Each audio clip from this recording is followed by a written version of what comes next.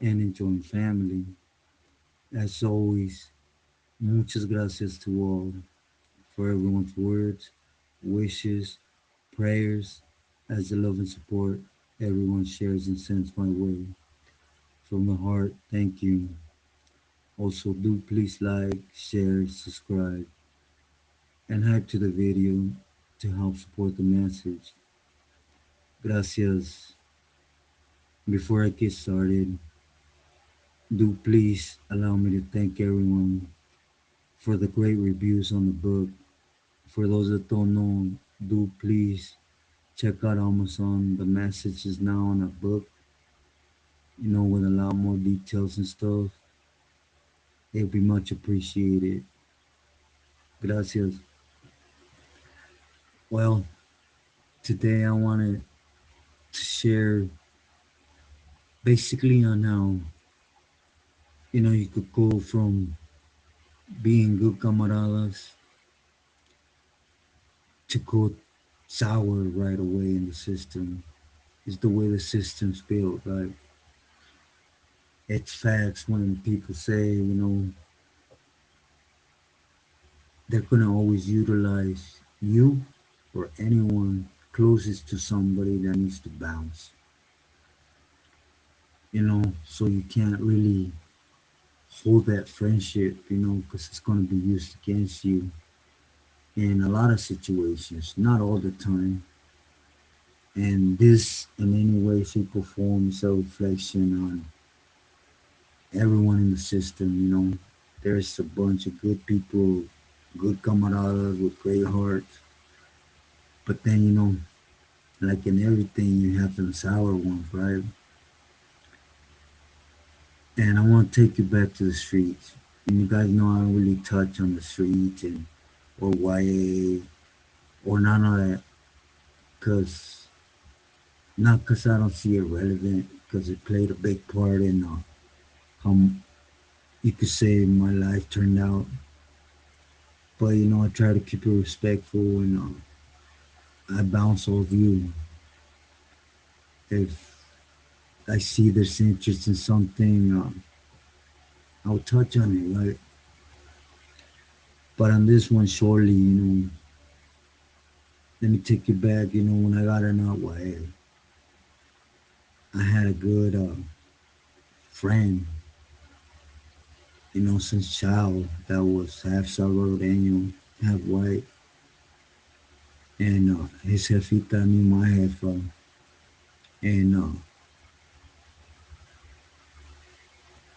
you know, he would end up joining MS out there, and I would end up joining my neighborhood, but would always click up. We would always bounce around the whole Bay Area, doing making money. His thing was, for example, when I got busted, his hustle changed. He started doing licks, and he liked to use. He liked to use, which it ain't what the story's about, but he started doing licks, and he didn't care who it was on, right? Raza, Asians, black, whatever it may be. At the end of the day, it was about laying them down and getting what they had. But anyways, I guess while I was in YA, he went out to Hayward, and he would end up laying down this older individual that he was out there moving weight, right?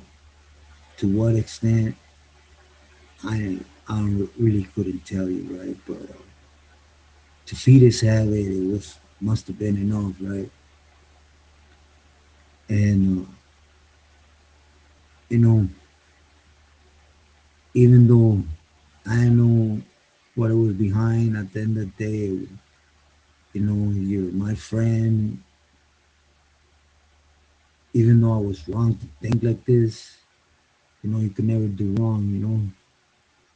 It was what it was. If it went up, it went up, which it never did on the street. But it's a small world, I always say, the ones we live in, right?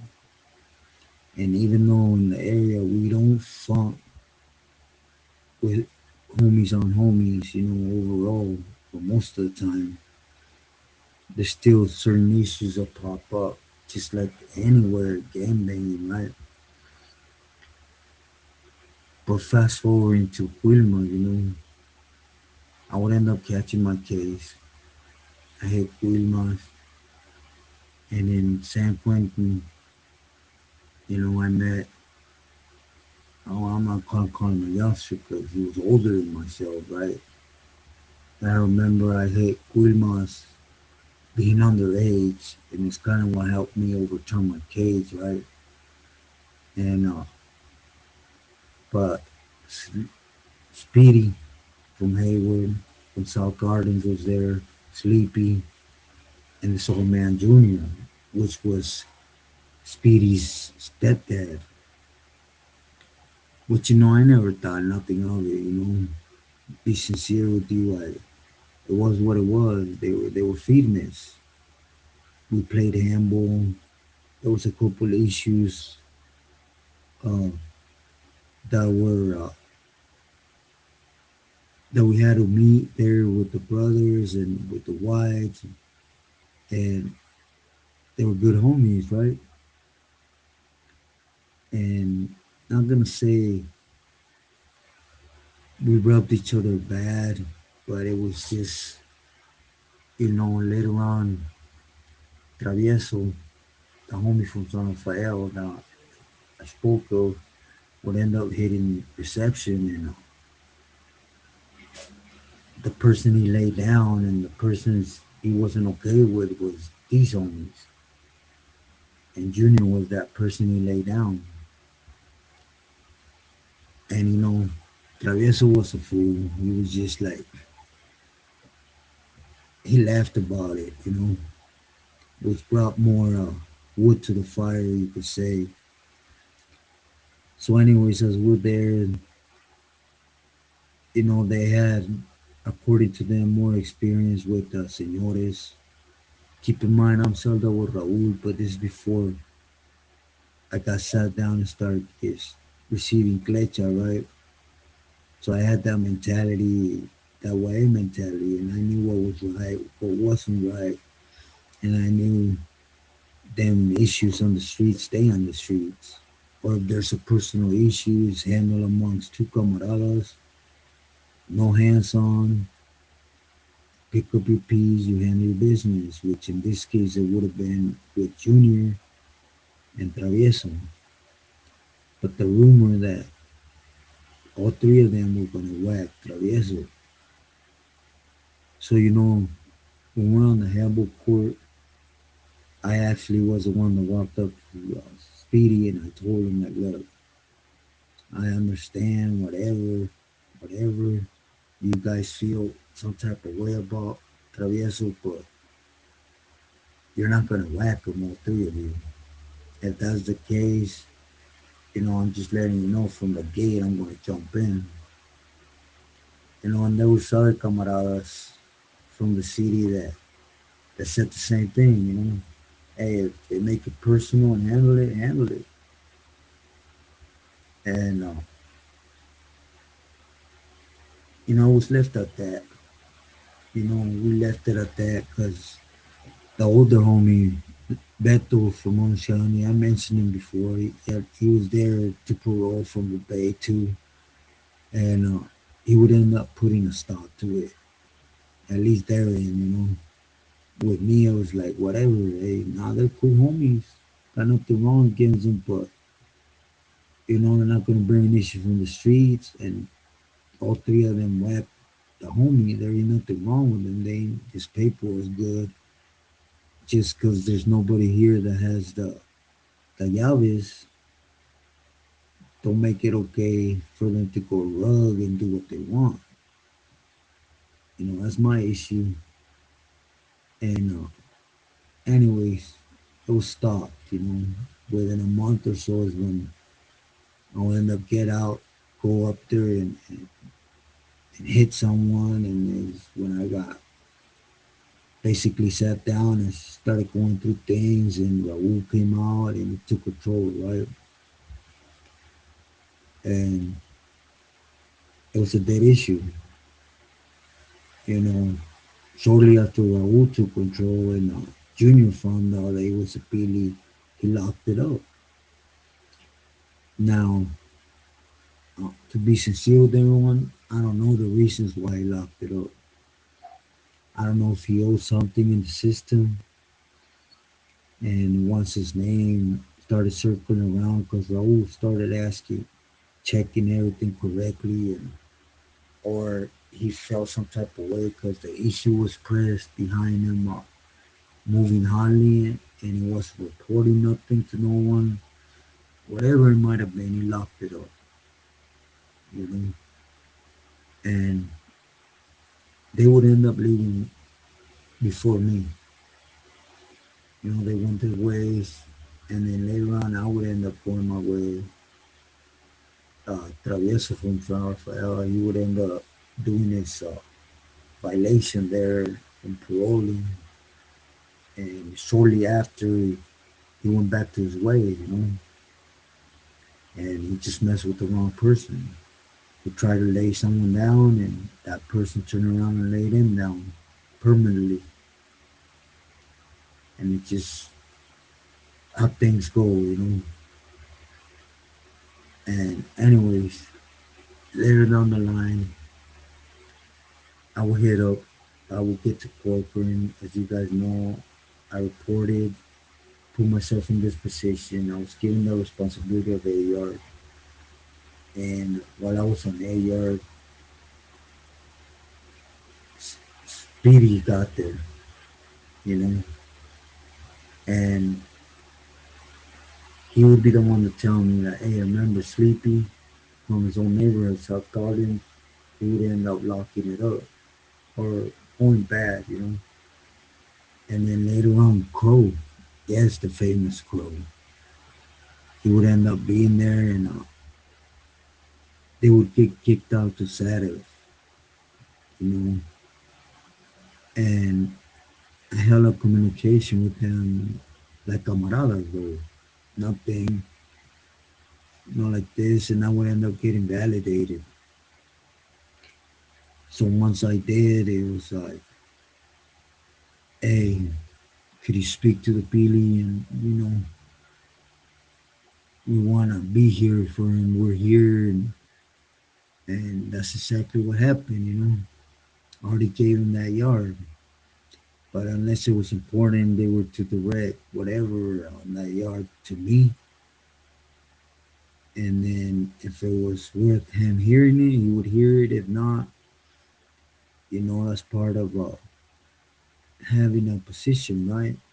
Knowing how to deal with something without having to bother them. And a lot of issues uprose, you know. First off, Crow would end up getting validated on Saturday.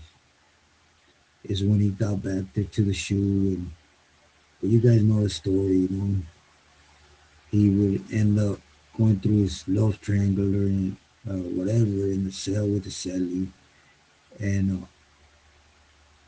Speedy was end up staying there, you know, and Crow would end up telling me a bunch of stuff that they weren't with the program, you know. I want to make it clear there was no grudges. I never hold grudges. If something needs to get handled and don't get handled on the spot, there ain't no reason to speak on it later on, right? It just wasn't that important. But anyways, he would tell me that Speedy was being a tyrant, you know, and basically he would end up getting a couple tattoos that he shouldn't have gotten. Like SUR on his chest, something else on top of his eyebrow, and those are things I had to bring up to Artie because I know nowadays I don't know how at least the SUR for the campo has to be earned, but back then it was definitely one of them things you put a tat on you, And anyways, when I brought it up to Artie, my goal was to clip him, to remove him, you know, because there was a lot of younger homies there, and he was showing them how to go rogue, you know, how to freelance and do what he wanted and basically be okay. There was no reaction behind it, and I felt responsible because again they were answering to me, right? But Artie came back with a first find him, and then I'll send him on a mission for them to choose you guys. So I was like, find him, and yeah, he wanted money. But that was a big mistake when all that started because a lot of them bought to that knew they were doing wrong when they would get that on my bill like, hey, because of this, and that, you're being fined $500. So you were giving them the heads up they're messing up. And if they had sugar in the tank, you know, sorry I say it like that, they would end up weaning out. And it's exactly what happened. Speedy would end up locking it up. And, we went from being cool with each other, not being cool with each other, to being cool again, to this individual trying to pin cases on me. The only thing is, my bill name, of course, wasn't Chino. Flaco once stated what it was, which in some cases, well, in Corcoran and Santa Fe was Conejo, and not, I wasn't that dumb,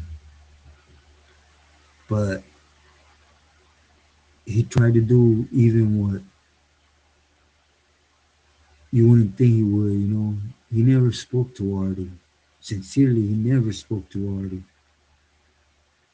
And he tried to have IGI pull him out to pin something on him.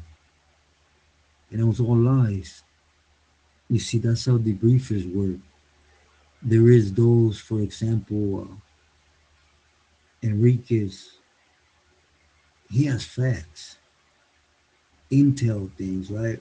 You can't take that from him. I said it before. But then you got also all these funnies that just weren't with it. That once they get there to the point where IGI makes you debrief, they make up all these stories and they try to pin all these things on not just Pilis but other camaradas. And even though DA don't pick them up or whatever, they're still trying to give you more time through CDC, have your cell tossed up.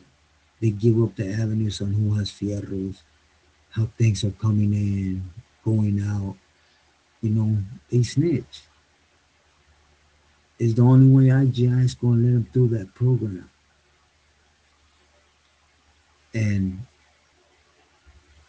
basically, that was the end of Speedy, excuse me. And again, it's a shame because at one moment, he was a good soldado, right? But imagine when he seen his stepdad lock it up for no reason. Do you really think that even though he locked it up, Speedy stopped contacting with him? His mom. So he already had that in his head. That's why it's true what they say. Ojos vemos, corazones no sabemos. That's how prisons should be treated. We don't know what's on other vato's heart. And remember, the program is set up for camaradas to fail.